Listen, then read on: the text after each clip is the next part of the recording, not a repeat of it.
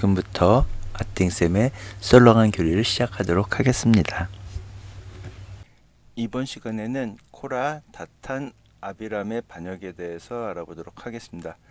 원래는 그냥 구리뱀으로 그냥 넘어간다면 바로 가나안 정복으로 하려고 했는데 그냥 코라, 다탄, 아비람의 반역을 살펴보도록 하겠습니다. 레위의 증손자인 코라, 레이의 아들 크앗, 크앗의 아들 이치하르, 그리고 그 이치하르의 아들은 코라하고요. 그리고 르우벤의 후손. 코라는 레위의 증손자라고 나오는데 다탄과 아비람, 그 다음에 온 같은 경우에는 르우벤의 손자인지 증손자인지 고손자인지 어떤지 모르지만 그냥 르우벤의 후손이라고만 나옵니다. 코라와 다탄, 아비람, 온이 뻔뻔스럽게 행동하면서 이스라엘 자손 250명과 함께 모세에 맞서게 됩니다. 근데 이 코라, 다탄, 아비람, 온 이런 사람들은 집회에서 뽑힌 공동체의 우두머리들로서 이름난 사람들이었습니다. 코라와 그를 따르는 무리들은 모세와 아론에게 왜 이스라엘 백성들 위에 군림하려 드느냐고 따지게 됩니다. 즉, 왜 우리 왕노릇을 하려고 드느냐 이렇게 따지게 됩니다. 이 말을 듣는 모세는 코라와 그를 따르는 반역의 무리에게 하느님께서 내일 누가 하느님이 뽑으신 사람이고 누가 사제직무를 맡을 수 있는 사람들인지 하느님께서 알려주실 것이라고 이야기합니다. 다탄과 아비람은 이집트 땅을 젖과 꿀이 흐르는 땅이라고 표현을 하게 됩니다. 왜 우리를 젖과 꿀이 흐르는 땅에서 끄집어와서 이 광야에서 고생시키냐 그런 식으로 이야기를 하게 됐는데요.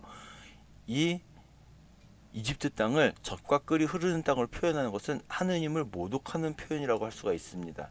왜냐하면 이 젖과 꿀이 흐르는 땅이라는 표현은 하느님께서 주시기로 약속하신 가나안 땅에 사용해야 될 표현인데 종살이하던 이집트 땅을 그렇게 표현한 것이기 때문입니다. 모세는 화가 나서 하느님께 반역자들이 바치는 제물에는 눈길도 주지 마시라고 청하게 됩니다. 그리고 모세는 코라를 따르는 사람들과 아론에게도, 즉 모든 사람들에게 저마다 자기 향로를 가져오라고 이야기합니다.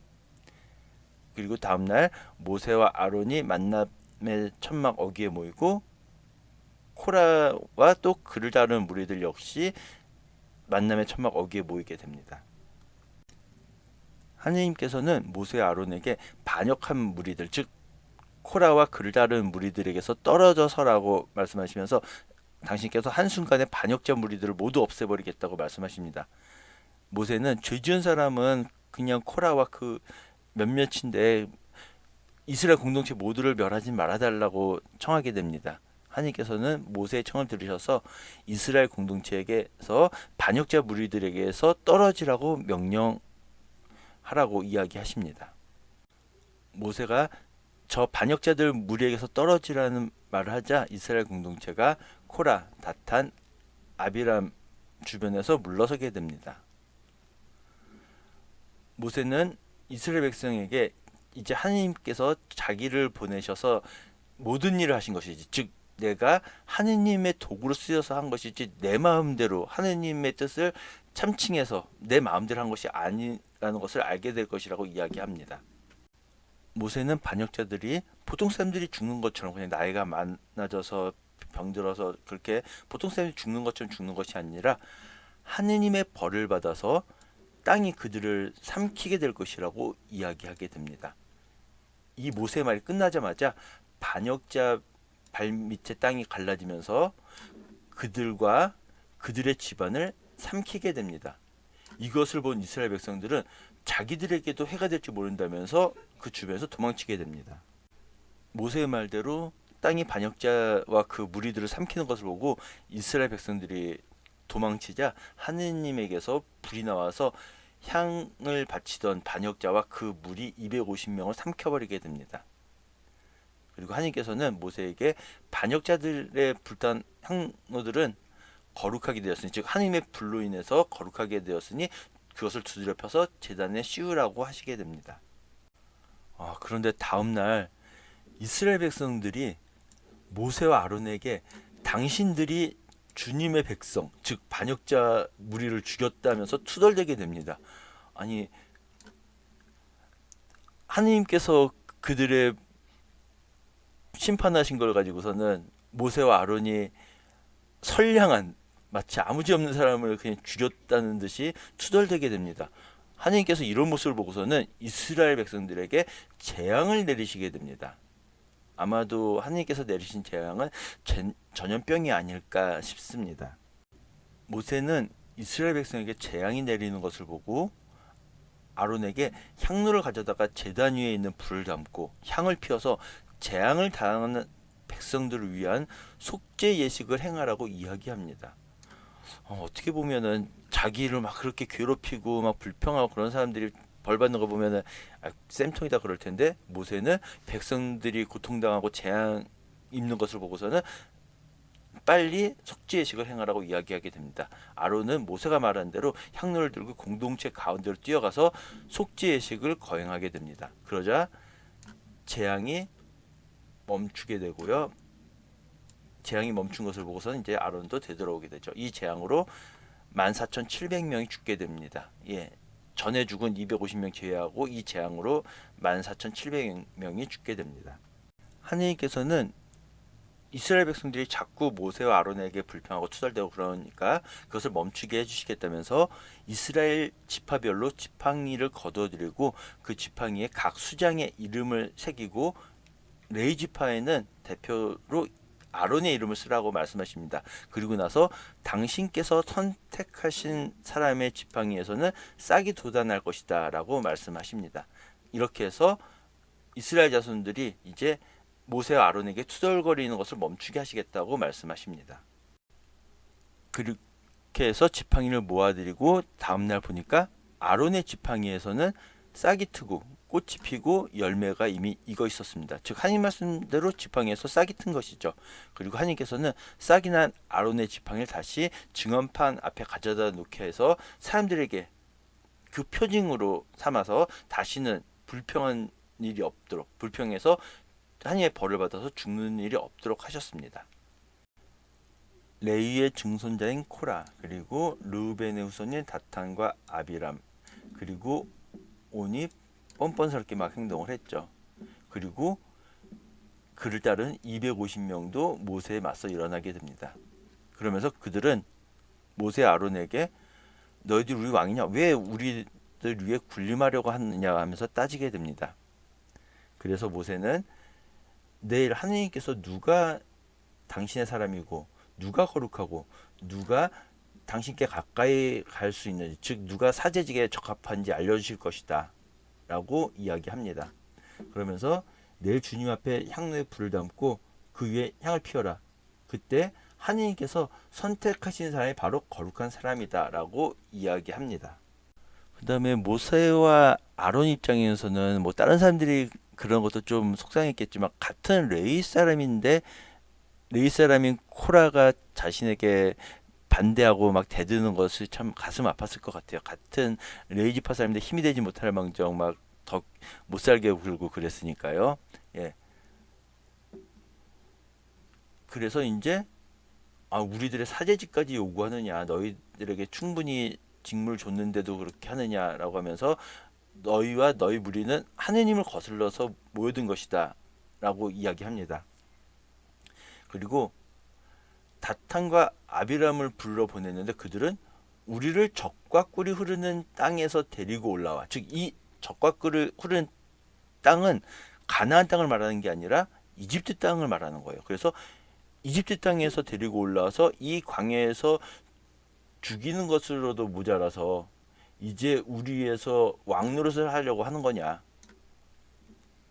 그리고 더군다나 당신은 우리를 적과 꿀이 흐르는 땅으로 데려가지도 못했어. 여기서 말하는 적과 꿀이 흐르는 땅은 가나안 땅을 말하는 것이고요. 즉 이 노예살이하던 이집트 땅은 적과 꿀이 흐르는 땅이라고 표현하면 안 되는데 이 사람들은 하느님께 대항하여 하느님께서 주시기로 한 가나안 땅만을 적과 꿀이 흐르는 땅이라고 표현을 해야 되는데 노예살이하던 종살이하던 이집트 땅을 적과 꿀이 흐르는 땅이라고 표현을 해서 하느님을 모독하는 행위를 하게 된 것이죠. 그러자 모세는 몹시 화가 나서 하느님께 저 반역자들이 바치는 제물에는 눈길도 돌리지 마십시오라고 청하게 됩니다. 그리고 이제 모든 사람들에게 저마다 자기 향로를 들고 거기에 향을 담아서 주님 앞에 가져와야 한다라고 이야기합니다. 하느님께서 모세와 아론에게 말씀하셨습니다. 너희는 이 공동체에서 떨어져 서라. 내가 그들을 한순간에 없애버리겠다. 그러자 모세와 아론이 하느님, 죄 지은 사람만 벌하시면 되지 왜 모든 공동체를 벌하시려고 하십니까? 라고 하면서 다른 사람들을 용서해 주기를 청합니다. 그러자 하느님께서 그러면은 반역자의 무리들 주변에서 물러서라고 이스라엘 공동체에게 말하라고 이야기합니다. 그래서 모세가 공동체 말하자, 자 너희들 죽지 않으려거든 저 반역자들 무리에게서 물러서라라고 하자 공동체는 코라와 다탄과 아비람 주변에서 물러서게 됩니다. 모세가 이제 이스라엘 백성들에게 말합니다. 이제 일어나는 일을 보고서는 내가 하느님의 도구로서 한 일을 한 것이지 내 마음대로 한 것이 아니라는 것을 너희들이 알게 될 것이다 라고 이야기합니다. 그리고 만약에 이 반역자 무리들이 보통 사람들처럼 죽는다면 그것은 하나님께서 나를 보내신 것이 아니다. 그자들은 하나님의 벌을 받아서 땅바닥이 입을 열어 젖히고 그들을 삼켜버릴 것이다. 그러면은 너희들이 과연 하느님께 대항해야 했다는 것을 알게 될 것이다 라고 말을 합니다. 모세가 이 말을 마치자마자 땅바닥이 갈라지면서 반역자들의 무리들을 모두 삼켜버리게 됩니다. 그러자 그 모습을 보고서는 이스라엘 사람들 모두 여기 그들 있으면 우리들도 다 저렇게 땅에 삼켜버릴지 몰라 하고서는 도망치게 됩니다. 그래서 반역자들의 무리들을 모두 삼켜버리게 되죠. 하느님께서 모세에게 말씀하셨습니다. 이제 불탄 자리에서 향로들을 모아라.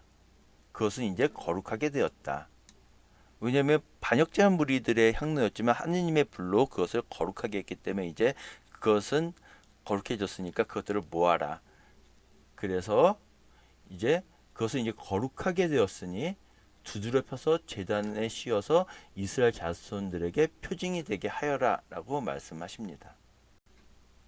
분명히 그 전날 하느님께서 반역자들의 무리를 심판하신 것을 보았음에도 불구하고 다음날 이스라엘 자손들의 공동체가 모세와 아론에게 당신들은 주님의 백성을 죽였어 하면서 투덜거리게 됩니다. 반역자들의 무리인데 마치 선량한 하느님의 백성인 것처럼 이야기하면서 당신들은 하느님의 백성을 죽였어라면서 투덜거리게 됩니다. 이것을 본 하느님께서는 너희는 이 공동체에서 물러서라. 내가 그들을 한순간에 없애버리겠다라고 하시면서 그들에게 재앙을 내리게 됩니다. 그래서 모세가 아론에게 이야기합니다. 향로를 가져다가 제단 위에 있는 불을 담고 향을 피워서 공동체에 가서 그들을 위한 속죄 예식을 거행하십시오. 재앙이 시작됐으니까 빨리 속죄 예식을 거행하라고 아론에게 부탁하게 됩니다. 아론은 모세가 말한 대로 향로를 들고 공동체 가운데로 뛰어가서 백성들을 위해서 속죄 예식을 거행하게 됩니다. 그러자 재난이 그치게 되었습니다. 이 재난으로 인해서 죽은 사람이 14,700명이 되었습니다. 하느님께서 모세에게 말씀하셨습니다. 이스라엘 자손에게 일러서 집안마다 지팡이 하나씩 곧 각 집안의 수장에게서 지팡이 하나씩 12개를 거둔 다음 수장의 이름을 각기 그 지팡이에 새겨라. 그리고 아론의 이름을 레위 지파의 지팡이에 써라 라고 말씀을 하십니다. 그리고 너는 그것을 만남의 천막 안 내가 너희와 만나는 증언판 앞에 놓아라. 내가 선택하는 바로 그 사람의 지팡이에서 싹이 돋을 것이다. 이렇게 해서 이스라엘 자손들이 너희에게 투덜거리는 것을 멈추게 하겠다라고 말씀하십니다. 그래서 이제 이스라엘 12지파의 수장의 지팡이를 걷어들여서 증언판 앞에 놔두게 됩니다.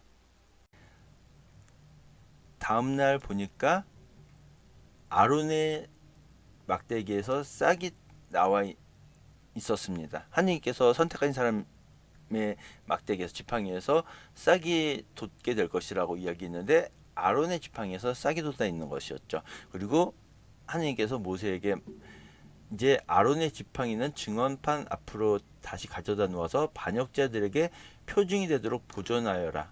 그렇게 해서 너는 그들이 그만 투덜거려서 그런 일로 죽는 일이 없게 하여라 라고 말씀하십니다. 지금까지 들어주셔서 대단히 감사합니다.